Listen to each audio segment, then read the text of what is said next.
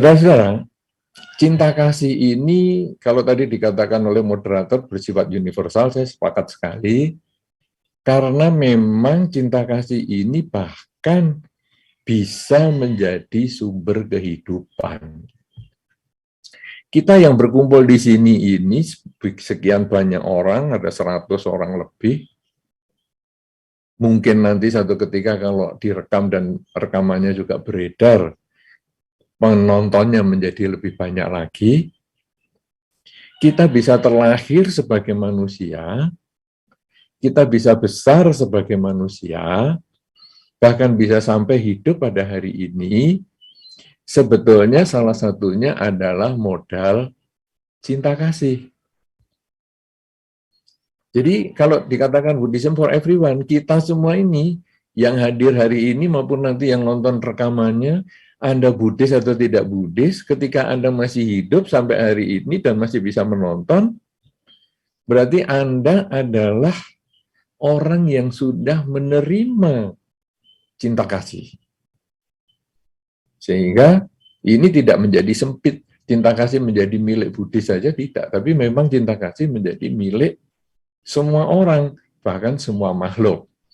Cuman dalam kesempatan ini karena kita berbicara dengan sesama manusia, maka kita membahas dengan manusia saja. Jadi cinta kasih sesama manusia. Nanti kalau dikembangkan dengan makhluk lain, ya tetap bisa. Apakah yang dimaksud dengan cinta kasih sehingga membuat kita lahir dan besar seperti hari ini? Ketika kita masih di dalam kandungan, jika seorang ibu tidak memiliki cinta kasih, jika seorang ibu tidak rela kandungannya digunakan oleh kita untuk tumbuh, maka pada saat itulah orang tua punya keputusan untuk menghancurkan kehidupan kita. Orang tua mengatakan, aduh, aku nggak kepingin punya anak lagi. Nah, dengan kata seperti itu saja, kandungan yang berisi kita itu akan dihancurkan dan kita tidak terlahir sebagai manusia. Tetapi orang tua justru dengan cinta kasihnya kemudian merawat kandungan yang kita ada di dalamnya. Sehingga tiap hari dirawat, ditepuk-tepuk, disayang-sayang, diucapkan kalimat-kalimat yang positif. Kalau sekarang anak muda yang sekarang ini biasanya kalau hamil, kemudian juga dibacakan parita, setiap hari dibacakan parita. Kadang-kadang kalau malam mau tidur pun disetelkan parita dan headsetnya ditempelkan di pusar ataupun di perut, itu tiap hari, bahkan kadang-kadang sepanjang hari jika tidak sibuk. Nah, demikian pula dulu orang tua kita ketika mengandung kita pun isinya juga doa. Bagi orang tua yang sudah mengerti Dhamma, mungkin dia akan menggunakan headset tadi untuk memperdengarkan parita di perut yang isinya kita yang masih sangat kecil di dalam sana. Tapi bagi orang tua yang belum mengenal Dharma, maka dia hanya mengisi dengan doa-doa yang positif. Nah, semoga kamu nanti kalau besar jadi anak yang berguna, jadi anak yang pandai, jadi anak yang kuliah di Sanata Dharma. Mungkin bisa seperti itu. Kalau orang tua kita memang sudah punya cita-cita nanti anakku mesti kuliah di Sanata Dharma. Nah, maka juga itu dimasukkan di dalam ide kalimat positif tadi. Ya nak, kamu nanti cepat besar, bisa kuliah di Sanata Dharma, dan lain sebagainya. Nah, itu sebetulnya adalah karena orang tua punya cinta kasih. Kemudian orang tua menjaga kandungannya ini dengan baik sekali. Dengan minum vitamin yang dibutuhkan, kemudian menjaga perilaku, menjaga ucapan, menjaga pikiran, supaya anak menjadi anak yang baik. Sehingga jatuh temponya kita dilahirkan. Dan kita mau dilahirkan pun orang tua sudah mempersiapkan segalanya.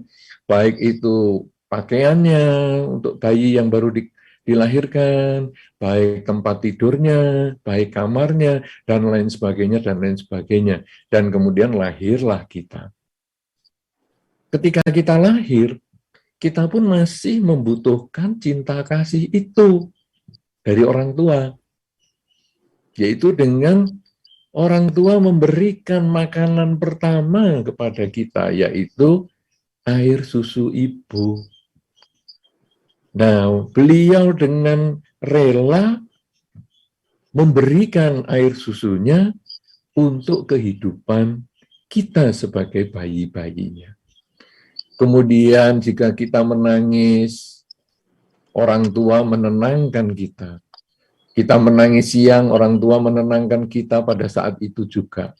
Kita menangis malam, bahkan tengah malam, orang tua pun menenangkan kita pada saat itu juga.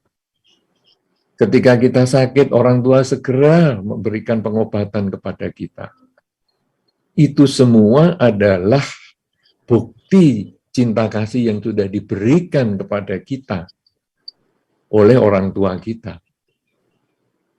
Kemudian cinta kasih ini berlanjut. Dan cinta kasih ini tidak hanya Buddhis saja ya, tetapi ini cinta kasih semua orang, baik yang beragama Buddha maupun bukan Buddhis, bahkan sama sekali tidak beragama pun akan sama. Dia menyayangi anaknya sejak dalam kandungan, dia menyayangi anaknya setelah dilahirkan, dia menyayangi anak ketika membesarkannya. Nah, sehingga anak-anak tadi setelah lepas dari pengaruh ataupun pemberian ketergantungan dengan air susu ibu, mulailah ayah dan ibu dengan penuh cinta kasih memberikan makanan pengganti air susu ibu tersebut. Kadang-kadang anaknya rewel karena diberi makanan pengganti, tetapi mereka dengan sabar dan dengan penuh kasih sayang, mereka merawat anak-anaknya. Kemudian melatih anaknya berbicara, melatih anaknya berjalan, dan lain sebagainya, melatih anaknya mandiri. Itu semua adalah bagian dari cinta kasih yang tidak bisa dibeda-bedakan antara cinta kasih agama A, agama B, agama C, dan lain sebagainya. Bahkan yang tanpa agama sekalipun, dia akan menjalani seperti ini. Nah, kemudian masa sekolah, cinta kasih orang tua ini dibagi dengan para guru. Jadi, kita dulu juga mengalami, karena waktu sekolah Anda tentu belum masa pandemi, sehingga masih dapat bimbingan dari guru. Guru di sekolah juga dengan cinta kasihnya mendidik kita, menambah ilmu pengetahuan kita, sehingga setahap demi setahap wawasan kita berubah. Mulai kita dari lulus SD, SMP, SMA, nah ini masuklah suasana pandemi. Sehingga kalau sekarang dari Sigma 2021 ini, mungkin di antara para mahasiswa dan mahasiswi yang ikut di sini, kalau dia angkatan 2020-2021, mungkin masih ada yang belum tahu kampusnya. Karena angkatan ini adalah angkatan pengaruh corona. Sehingga mungkin kampusnya Sanata Dharma di mana ya? Wah, nggak tahu dah. Ya, kalau dulu saya kampusnya di Merican. Yang sekarang mungkin saya nggak tahu jurusan apa saja yang ada di Merican. Tapi saya lihat sekarang Merican sudah berubah menjadi lebih besar, karena yang dulu lapangan, kita kalau dari unit sini ke unit yang lain itu melewati lapangan rumput, wah sekarang rasanya antar unit sudah berubah dengan bangunan semua. Itu yang di Merican. Nah, itu saya tahun 85 lulus, Merican masih suasananya longgar sekali. Tapi sekarang saya lihat kemarin di videonya dan lain sebagainya sudah sangat padat, apalagi daerah yang Babarsari. Kampus Babarsari saya sama sekali belum pernah ke sana.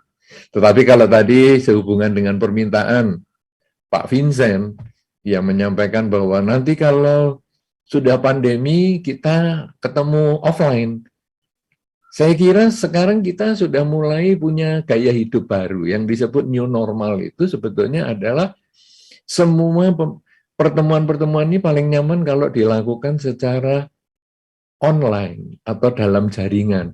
Bahkan sebetulnya kalau hanya lewat Zoom saja, ini agak sempit karena tidak semua orang memiliki kesempatan untuk ikut Zoom. Kalau mungkin Zoom ini juga dilanjutkan dengan YouTube dan lain sebagainya, langsung di live streamingkan dengan YouTube, mungkin itu akan lebih luas pengikutnya.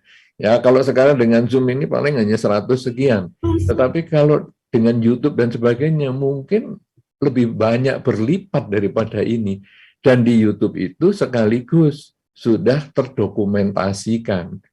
Sehingga yang hari ini belum sempat nonton karena ada kesibukan, mungkin sore nanti nonton. Atau mungkin besok nonton, atau mungkin minggu depan nonton. Sehingga sebetulnya kegiatan Sigma ini akan lebih dikenal orang karena lebih luas. Tetapi kalau hanya di Zoom sini saja, yang kenal ya hanya ini saja. Sayang sekali sebetulnya. Jadi melewatkan satu kesempatan yang sebetulnya jauh lebih baik dan lebih besar bisa dikenal. Karena kalau Sigma ini dikenal, kegiatan-kegiatan mahasiswa di Universitas Sanata Dharma ini dikenal, maka nanti orang-orang yang akan kuliah ke Jogja, dia akan gampang sekali mencari, karena di dalam brosurnya kan ada salah satunya tadi sudah ditulis kontak personnya siapa ini, kalau mau join ke Zoom ini misalnya. Nah, sehingga kalau itu sudah ada di YouTube misalnya, maka orang nanti kalau mau menguliahkan anaknya di Sanata Dharma atau di Jogja, dia akan gampang sekali mencari hubungan. Coba nih nomor teleponnya si A ini saya hubungi, bisa nggak? Terus dia nanti tanya-tanya, gimana ini kalau mau kampus Sanata Dharma, saya mau kemana ini? Kalau saya mau kos, gimana ini? Kalau kosnya hanya seminggu, gimana ini? Supaya nanti orang tua saya kalau datang mengantar saya dan lain sebagainya, gimana? Sangat-sangat luar biasa itu pengaruhnya. Tetapi karena ini memang ya mungkin masih di awal seperti ini, ya enggak apa-apa, kita masih di level untuk Zoom saja. Tapi nanti satu ketika cobalah berpikir untuk yang lebih luas ke generasi-generasi kepengurusan yang berikutnya supaya bisa diwariskan. Nah, sehingga kalau menyambung tadi permintaan dari Pak Vincent, maka mungkin di masa depan pun selesai pandemi, saya pun akan mengisinya secara online. Karena online ini akan menjadi lebih mudah, karena bagi saya lebih mudah, bagi Anda semua juga lebih mudah. Anda bisa duduk di rumah, dan saya hadir ke rumah Anda masing-masing. Tapi kalau saya diundang ke satu tempat, ke gedung pertemuan misalnya, walaupun misalnya di pertemuannya di Sanata Dharma, di aulanya mungkin yang saya tentu sangat rindu sekali dengan aula Sanata Dharma itu, tetapi nanti yang hadir ya cuma sebatas aula itu. Mau 1.000 orang, 2.000 orang, ya hanya di situ. Tapi kalau online, apalagi sudah dimasukkan ke YouTube, wah, yang ikut itu bisa bukan hanya orang Jogja saja, tapi justru bisa dari seluruh daerah, bahkan sampai ke luar negeri, sehingga nanti bisa ada pertemuan-pertemuan mahasiswa, baik mahasiswa yang di Jogja, di Jakarta, maupun di luar pulau, atau malah mahasiswa di Indonesia, mahasiswa yang di luar negeri, dan lain sebagainya. Sehingga nanti jauh lebih luas daripada hanya sekedar Zoom seperti kesempatan ini. Tapi ini hanya pengalaman saja untuk nanti kita kembangkan di masa depan. Nah, kemudian kalau tadi balik ke kegiatan bahwa mahasiswa sebagai mahasiswa pengaruh corona tadi, mungkin Anda hanya ada di rumah saja, belum ke kampus. Tapi sebetulnya kampus pun sudah menunjukkan kasih sayang dengan memberikan Anda kesempatan untuk bertemu. Sebetulnya beberapa hari yang lalu saya juga hadir di dalam pertemuan dengan kampus Sanata Dharma juga. Saya nggak tahu apakah mahasiswa-mahasiswa yang di sini juga ikut. Waktu itu saya diundang oleh Romo Niko. Ya, jadi beliau punya program kalau nggak salah namanya Lentera Jiwa. Nah, itu saya mengisi di situ juga bersama dengan satu alumni. di Sanata Dharma juga, yang kita saling berbagi. Sehingga itu juga merupakan satu kekangenan, kerinduan saya untuk berkumpul dengan para tokoh-tokoh ataupun para generasi baru Sanata Dharma. Nah, karena itu, ini sebetulnya adalah bagian dari cinta kasih. Kita bukan hanya menerima cinta kasih dari orang tua agar bisa hidup, kita juga sudah menerima cinta kasih dari orang di sekitar kita, sehingga ketika kita dilahirkan, kita kemudian juga dibimbing, dibina, dibantu, dididik oleh lingkungan kita, selain orang tua kita, mungkin paman kita, kakek kita, nenek kita, bahkan tetangga kita, teman kita, dan sebagainya. Kemudian ketika kita sudah sekolah, kita juga punya kesempatan dibimbing dengan penuh cinta kasih oleh orang dari guru-guru kita, selain dengan orang tua kita. Kemudian ketika kita kuliah, walaupun pandemi seperti ini, kuliah di Sanata Dharma, tapi tetap juga mendapatkan bimbingan dan kasih sayang juga. Dan ini nanti akan berlanjut ketika Anda usia pacaran, kemudian Anda mendapatkan kasih sayang dari pacar Anda, dari calon mertua Anda, kemudian ketika Anda menikah, kemudian Anda juga mendapat kasih sayang dari pasangan hidup Anda, dari mertua Anda, dari lingkungan Anda, dan seterusnya, dan seterusnya, dan seterusnya. Ketika Anda punya keturunan, Anda pun mendapatkan kasih sayang dari keturunan Anda, karena Anda sudah memberikan kasih sayang kepada keturunan Anda, dan seterusnya, dan seterusnya, dan seterusnya.